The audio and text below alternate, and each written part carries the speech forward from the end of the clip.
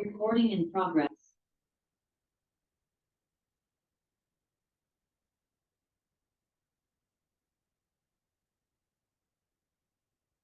मुनिराज के स्वरूप का वर्णन 28 मूल गुणों के माध्यम से।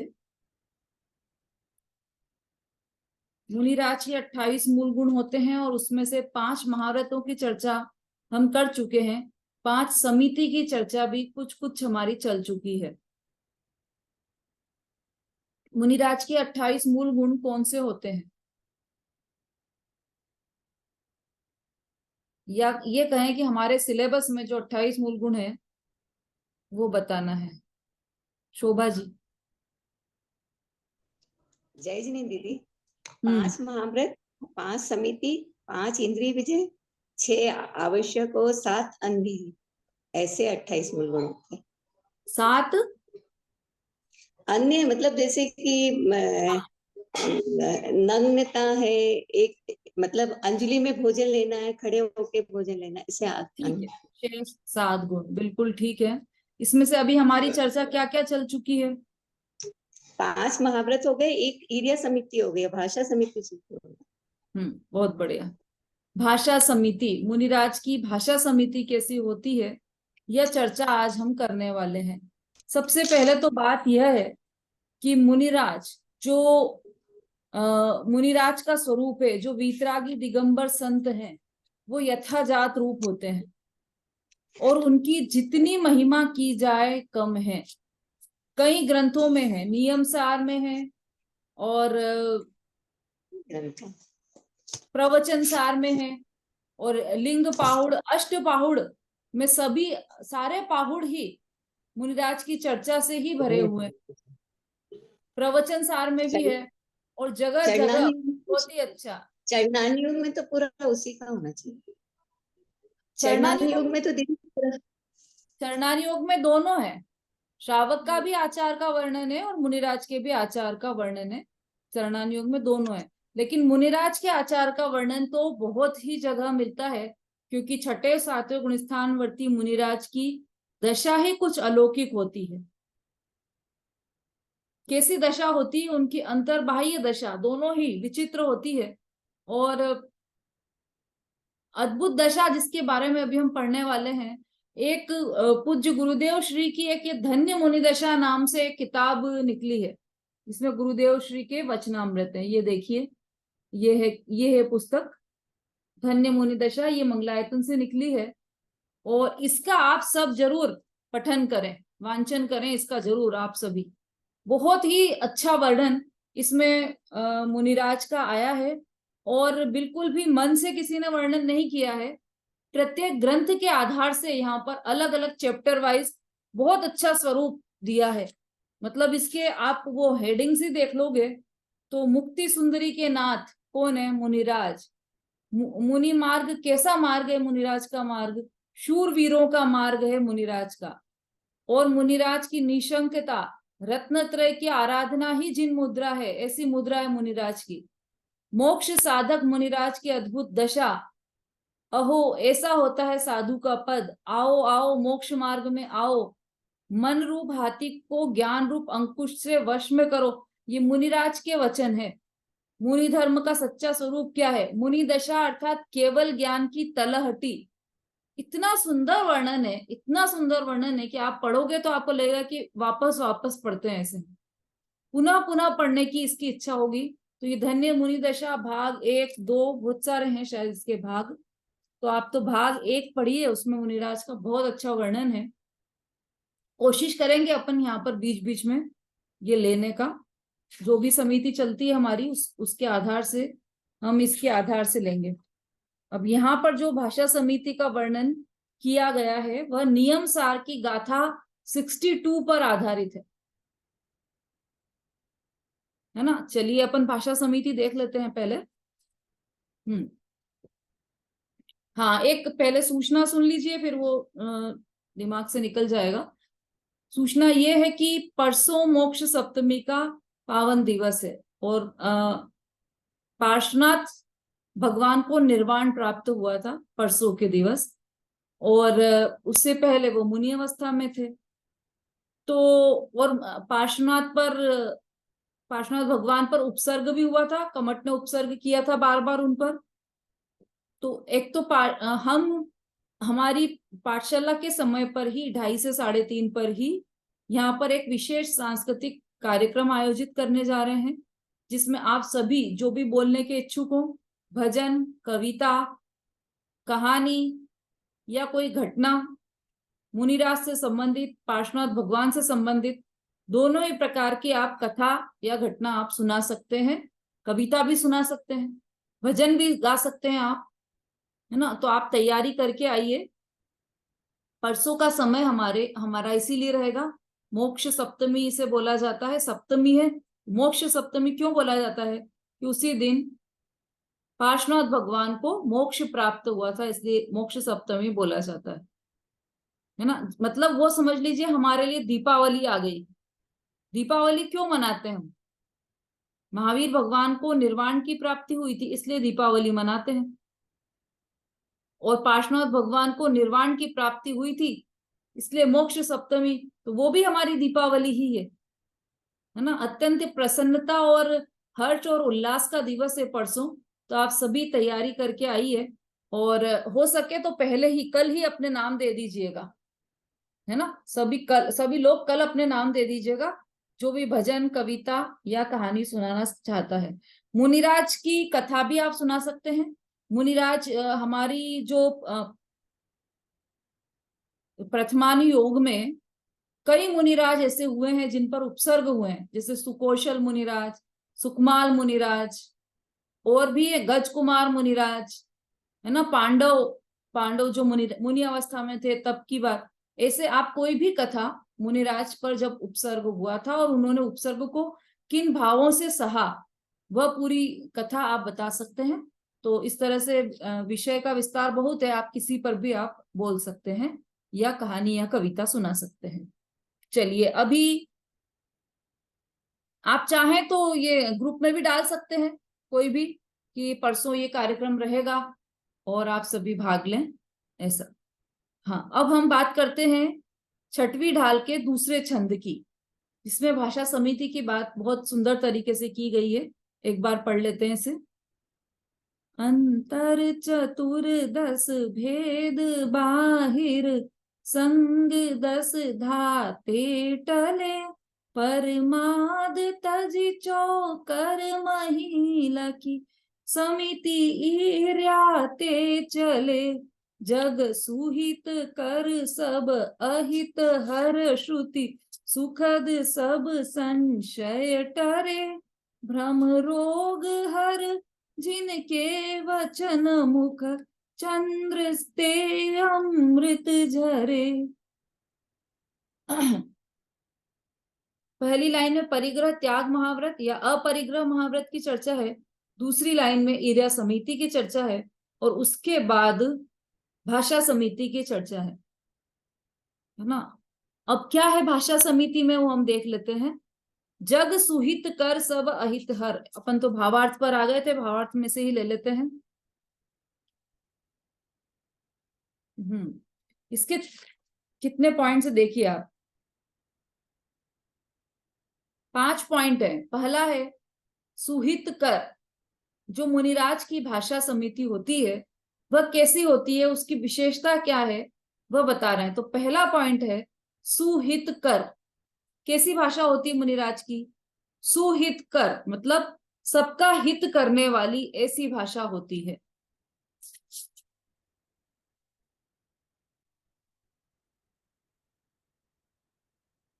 ना।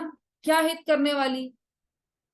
कि किसी किसी श्रोता के या किसी श्रावक के घर में कोई बीमार है, तो मुनिराज क्या करेंगे कि उस नमोकार मंत्र के द्वारा उसका इलाज कर देंगे मुनिराज, और उसका हित कर देंगे, है ना।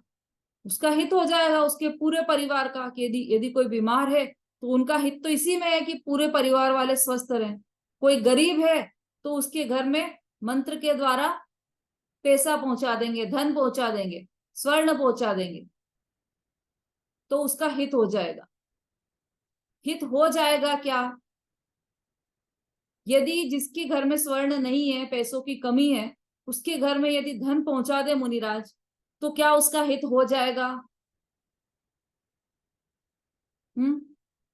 यदि पैसों से हित होता होता तो टाटा, बिरला, अंबानी ये सब महान सुखी होते। लेकिन 5 मिनट उनके पास बैठकर देखो, धीरे धीरे वो अपनी दुख गाथा बताने लग जाएंगे। मेरे छोटे बेटे को तो ये बीमारी है, मेरे छोटा बेटा का तो हेल्थ कम नहीं हो रही, उसने तो बहुत ट्राई कर लिया। हमारे छोटे भाई की ये दिक्कत है, मेरी पत्नी को ये बीमारी है। सारी बीमारी वो बताने वाले हैं। इसका मतलब कि धन हमारे हित करने की गारंटी नहीं है। इसलिए मुनिराज, धन प्राप्ति भले वो मुनिराज के पास ऐसी रिद्धि हो कि वो जिस पर्वत पर धूल फेंके वो पूरा पर्वत स्वर्णमयी बन जाए, ऐसी रिद्धि हो, तब भी मुनिराज उस रिद्धि का उपयोग श्रावकों का की गरीबी दूर करने के लिए नहीं करेंगे। ऐसी मुनि दशा है। यह जानते हुए भी श्रावक वहां गिड़गिड़ा रहा है कि महाराज ऐसा कुछ कर दीजिए कि मेरे घर में धन आ जाए, क्योंकि मैं तो दाने दाने के लिए मोहताज हो रहा हूँ, मैं तो निर्धन हूं, मैं तो गरीब हूं, और आपके पास तो रिद्धि है स्वर्ण उत्पन्न करने की। तब भी मुनिराज उस रिद्धि के द्वारा एक पर्वत तो क्या, एक कण को भी स्वर्णमयी नहीं करेंगे। क्यों नहीं करेंगे? उनके पास तो रिद्धि है ना, वो तो कर सकते हैं। जब कोई इतना गिड़गिड़ा रहा है तो उनको दया नहीं आती है क्या? हाँ। यदि मुनिराज के पास ऐसी रिद्धि हो कि उससे भोजन भोजन आ जाए, और कोई वहां भूख से बिलख रहा हो, और वो कहे मुनिराज से कि आप मेरी मुझे क्षुधा वेदना सता रही है, तो आप मेरी ये क्षुधा वेदना को दूर कर दीजिए, तो क्या मुनिराज उसकी क्षुधा वेदना को दूर करेंगे? उस अपनी रिद्धि के द्वारा उसे भोजन या पानी का भी पानी भी पिलाएंगे? कि बिल्कुल भी ऐसा नहीं करेंगे मुनिराज। वो मुनिराज की भूमिका योग्य कार्य ही नहीं है। मुनिराज रास्ते से निकल रहे हो और वहां पर रास्ते में कोई प्यास से मर रहा हो और चिल्ला रहा हो जोर जोर से कि कोई एक बूंद पानी पिला दो बस, तो मैं, क्योंकि मैं तो प्यास से मरने वाला हूं। तो मुनिराज के पास कमंडल में पानी है, तब भी उसकी प्यास दूर नहीं करेंगे, अपने कमंडल से पानी नहीं पिलाएंगे मुनिराज। इतने निर्दयी है क्या मुनिराज? मुनिराज इतने निर्दयी होते हैं क्या कि प्यासे को पानी नहीं पिला सकते अपने पास पानी होते हुए भी? हाँ। मुनिराज। हाँ अनीता जी बोलिए। नहीं मैडम, ऐसे तो नहीं होता है। यदि उनके कमंडल में पानी होगा तो 2 बूंद तो डालना चाहिए, यदि ऐसा है तो। हम्म। अपन लोग भी होते हैं तो बगल से बोतल उठा के भी इसको पानी पिला दो, बहुत प्यासा है। इतना तो होना चाहिए, दया भाव तो उनपे है ही। भाषा से वो सबको मोह लेते हैं। जो कार्य अपन करते हैं वही मुनिराज भी करते हैं क्या? नहीं, वो तो नहीं है, वो ऐसा नहीं है नहीं है। ना। तो फिर ये बात तो खत्म हो गई कि अपन भी बॉटल पड़ी हो तो पास में तो उठाकर पिला देते हैं पानी, है ना? ये वो बात नहीं तो खत्म, पिलाएंगे। है ना? ये अपने वो नहीं। अपने से तो तुलना है नहीं मुनिराज की। ठीक है। अब अच्छा रही अच्छा। मुनिराज की बात, तो मुनिराज क्या निर्दयी है जो वो पानी नहीं पिलाएंगे? उसी का उत्तर देने वाले हैं, अच्छा है ना? जैसे अच्छा। आप निकल रहे हो वहां से और आपके पास भोजन है और कोई वस्तु, आपके पास स्वर्ण भी है, और आपसे कोई ये बोल रहा हो, जैसे आप निकल रहे हो और वहां पर कोई भूखा हो जो भूख से तड़फ रहा हो या प्यास से तड़फ रहा हो, आपके पास पानी भी है, तो आप उसको पानी तो पिला दोगे, लेकिन आपके पास जो पैसा है वो दोगे क्या उसको? नहीं, थोड़ा सा खाने के लिए दे देंगे, दस खाने पचास का दे रुपए दे दोगे? देंगे तो खाना खा लो। रुपया दोगे कि नहीं दोगे? रुपए नहीं देंगे, खाना खरीद के दे देंगे, शायद वो कुछ उल्टे सीधे काम ना कर ले, खाना खरीद ठीक, के दे देंगे। अब इस बात को पकड़ कर चलना आप, क्योंकि उसको प्यास लग रही है इसलिए हम उसे पानी पानी देंगे, क्योंकि हमें पता है कि पानी से प्यास बुझती है और उसको प्यास लग रही है इसलिए वो पानी पी के तृप्त हो जाएगा, इसलिए हम पानी देंगे, उसे रुपया नहीं देंगे, क्योंकि रुपयों से प्यास नहीं बुझती। ठीक, प्याज नहीं। ये पॉइंट ध्यान में रखना। अब इसको पकड़कर और आगे चलना। हमें क्योंकि पता है कि पानी से प्यास बुझती है इसलिए हम उसको पानी पिलाएंगे। मुनिराज को पता है कि पानी से प्यास नहीं बुझती, पानी से उसका हित नहीं होगा, उसको मैं पानी पिला भी दूंगा, वो जी भी जाएगा, तो उससे क्या हो जाएगा, उसका जो मिथ्यात्व रूपी कैंसर है वो रोग तो दूर नहीं हो जाएगा। और वो जो दुखी है वो इसलिए नहीं दुखी है कि उसको प्यास लग रही है, वो इसलिए दुखी है, उसको ये लगता है कि मैं पानी पीकर मैं सुखी हो जाऊं। वो उस भूल को मिटाएंगे मुनिराज, उसी वक्त उसके पास जाकर उसे उपदेश देंगे, उसे समझाएंगे कि ये जो तुमने शरीर में एकत्व कर रखा है, जिस तुमको ऐसा लग रहा है कि पानी से प्यास बुझ जाएगी, तो ऐसा नहीं है, क्योंकि और तुम उससे जी जाओगे, ऐसा नहीं है, क्योंकि नरक में कई सागर, 33 सागर तक भी तुम बिना पानी के जीवित रहे हो, है ना। और जितने संसार में लोग हैं जिनको पानी भरपूर मिल रहा है वो भी मर जाते हैं। दोनों बातें हैं ना, इसका मतलब पानी से जीता नहीं है जीव, उसकी आयु नहीं बढ़ती पानी पीने से। और ये बात मुनिराज अच्छी तरह से जानते हैं, और मुनिराज ये भी जानते हैं कि पानी पिलाने से इसका हित नहीं होगा। इसका हित किससे होगा, कि जब इसे अपने स्वरूप का भान हो जाएगा तो इसका हित होगा। देखो इसमें भी ये लिखा है ना, जगत का सच्चा हित करने वाली। सुति सुख सब संयम हरे। तो कैसी कैसी भाषा बोलेंगे मुनिराज, सर्व अहित का नाश, जगत का हित करने वाले। और किसमें हित है, देखो इसका गुरुदेव ने बहुत अच्छा डिटेल किया है।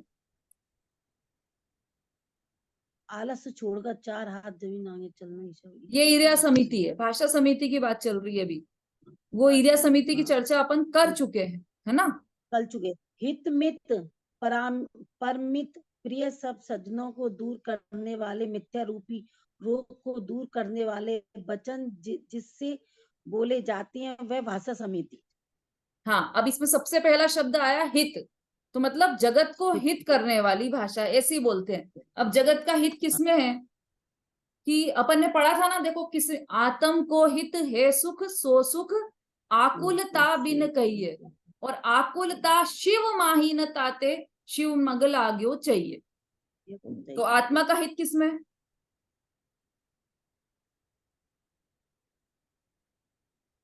आत्मा का हित सुख में है, और वो सुख कहाँ से मिलेगा, अंतरात्मा से, निराकुलता से, निराकुलता से सुख मिलेगा।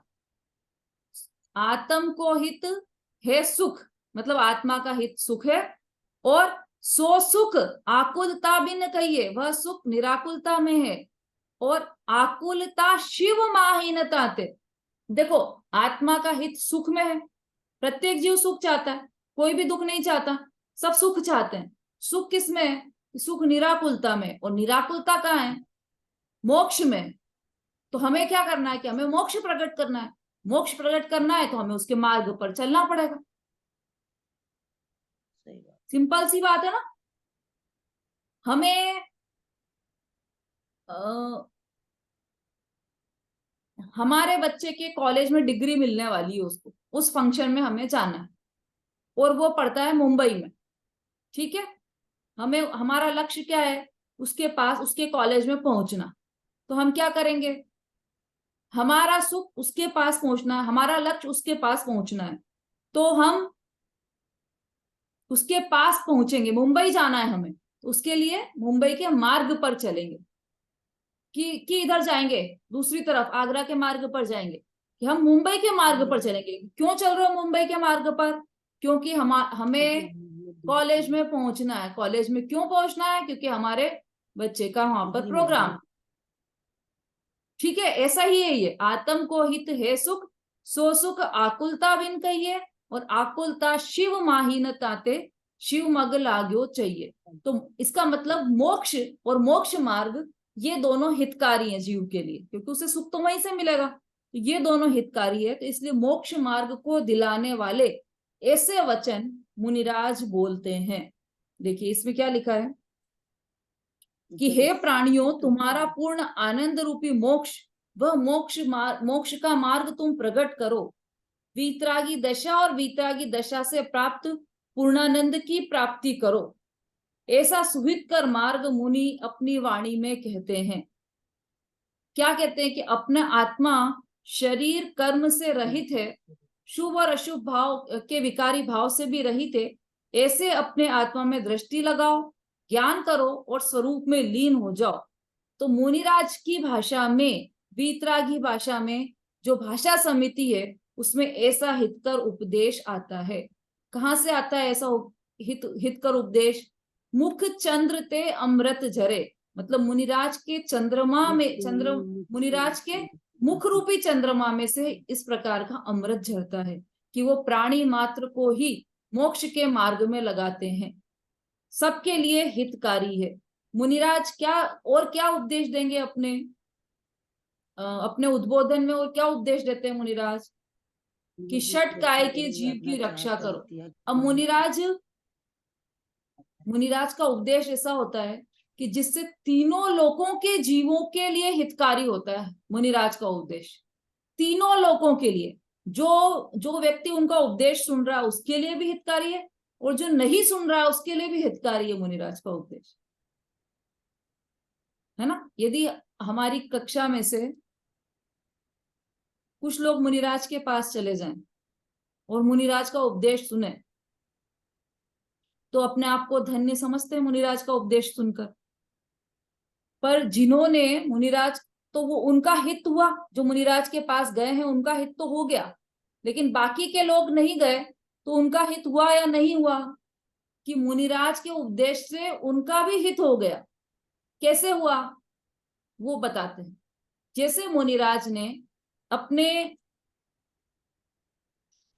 उपदेश में यह बात बताई, क्या कहा कि षट काय के जीवों की रक्षा करो, अहिंसा परमो धर्म है, जगत के प्राणियों की हिंसा नहीं करना, अहिंसा ही रखना, ऐसा उन्होंने उपदेश दिया, है ना। अब ऐसा उपदेश दिया तो क्या किया? मान लो अनीता जी गई अकेली मुनिराज के पास और उनको उपदेश दिया मुनिराज ने कि अनीता जी षट काय के जीवों की रक्षा करो, उनकी हिंसा मत करो। तो फिर बाकी सबका कैसे फायदा होगा? कि अनीता जी को तो मिल गया उपदेश, तो ऐसे फायदा होगा कि अनीता जी ने उपदेश सुना, अब वो 6 काय के जीवों की रक्षा करेगी। तो उन 6 काय के जीवों में आप आए या नहीं? बाकी सब लोग आए कि नहीं?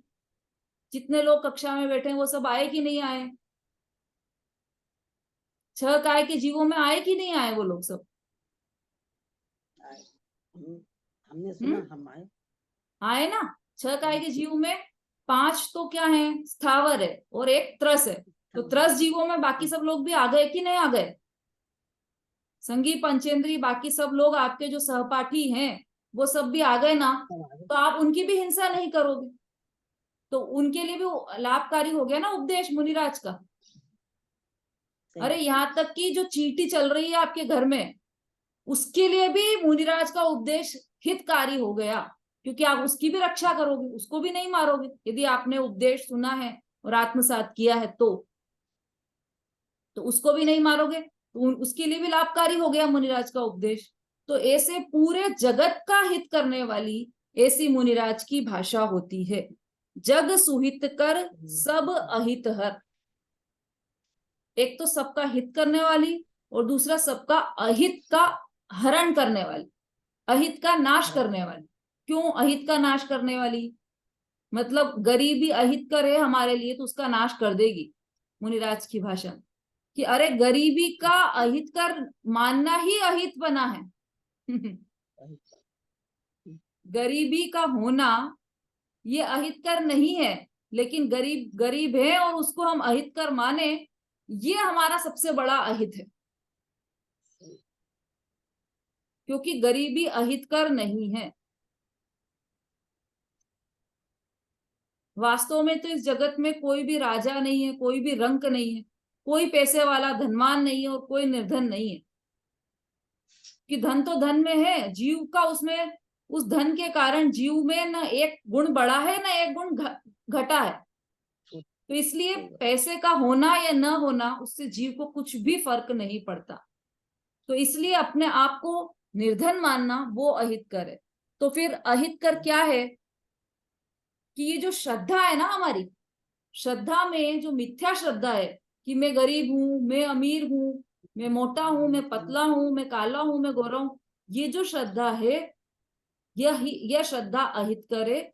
ऐसी अहितकर श्रद्धा को नाश करने के लिए मुनिराज के वचन होते हैं। ठीक है, 2 पॉइंट हो गए। कैसी है मुनिराज की भाषा समिति? जग सुहित कर सब अहित हर।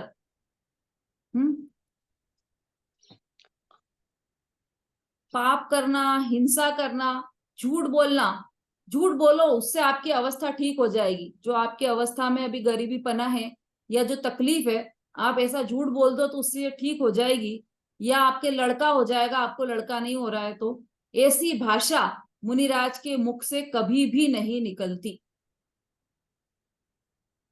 ऐसी मुनि के मुख में कभी भी नहीं होती ऐसी भाषा। मुनिराज तो क्या करते हैं, उनकी भाषा समिति कैसी होती है कि वीतरागी सर्वज्ञ परमेश्वर जैसा मार्ग कहते हैं वैसा मार्ग उनके मुख में से निकले, वह उनकी भाषा समिति है। ऐसी भाषा समिति मुनिराज को होती है। और 2 पॉइंट हो गए, जग सुहित कर सब अहित हर। अब तीसरा पॉइंट, श्रुति सुखद। तीसरा पॉइंट क्या है? श्रुति सुखद मतलब सुनने में प्रिय लगे ऐसा। श्रुति मतलब सुनने में और सुखद मतलब प्रिय लगना। तो सुनने में प्रिय लगे ऐसी श्रोता को आत्मा की बात प्रिय लगती है कि तू तो आनंद स्वरूप है, तू तो भगवान है और तेरा स्वरूप परमानंदमय है। ऐसी भाषा श्रोता को प्रिय लगती है, सुखद होती है।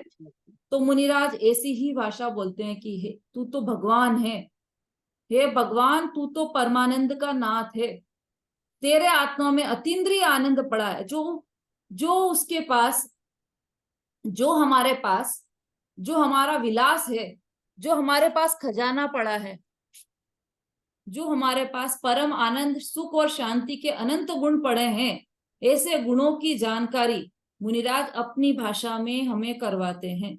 यह उनकी भाषा समिति है।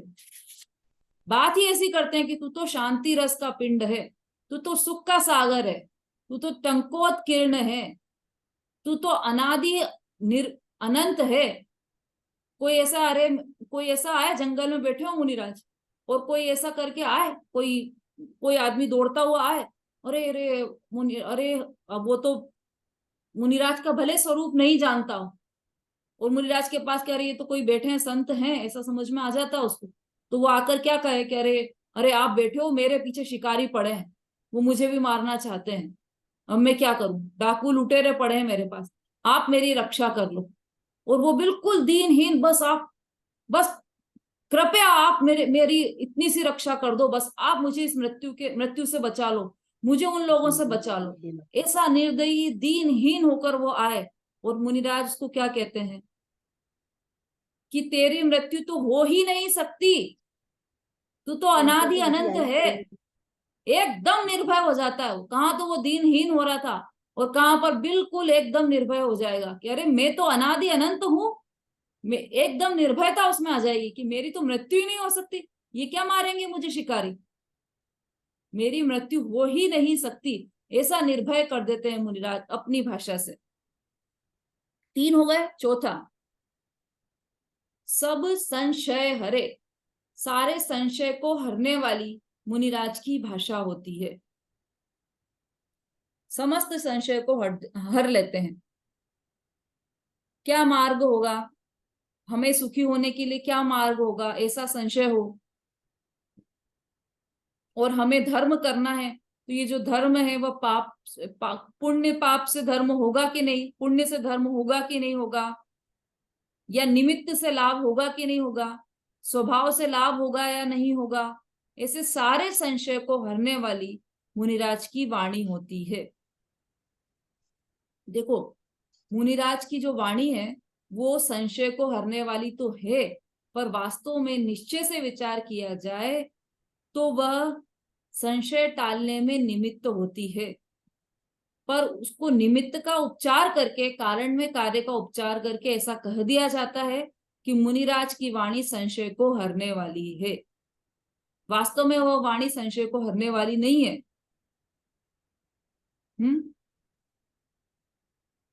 जिसका संशय हर जाए उसमें वह मुनिराज की वाणी निमित्त हो, तो ऐसा कहने में आता है कि मुनिराज की वाणी सब संशय को हरने वाली है। श्रोता बैठे हो खूब सारे मुनिराज के सामने, और सबको संशय हो, कुछ लोगों को उसमें किसी का संशय तो दूर हो जाता है और किसी का संशय दूर नहीं होता है। तो मुनिराज की वाणी संशय को हरने वाली है या नहीं? कि जिसका संशय दूर हो गया मुनिराज की वाणी के निमित्त से, उसके लिए ऐसा कहने में आता है कि हाँ, मुनिराज की वाणी से इसका संशय दूर हुआ है। वह निमित्त रूप में होती है वाणी। उपादान तो स्वयं का ही जागृत होता है, तब संशय दूर होता है। क्या संशय कि मैं परद्रव्य का कर सकता हूं कि नहीं कर सकता हूं, मैं परद्रव्यों की सहायता कर सकता हूं कि नहीं, दूसरे द्रव्यों का भला बुरा कर सकता हूं कि नहीं कर सकता हूं, या दूसरे द्रव्य मेरा भला बुरा कर सकते हैं कि नहीं कर सकते, ऐसे सारे संशय को हरने वाली मुनिराज की वाणी होती है। संशय का डिटेल में स्वरूप तो अपन पिछली ढाल में समझ ही चुके हैं, है ना। संशय, विपर्य, अनध्यवसाय, ये सारी बात हम कर चुके हैं। तो वो संशय यहां पर लगा लेना आप कि संशय का अर्थ क्या है। ठीक है, तो कितने पॉइंट्स हो गए अभी तक उषा जी?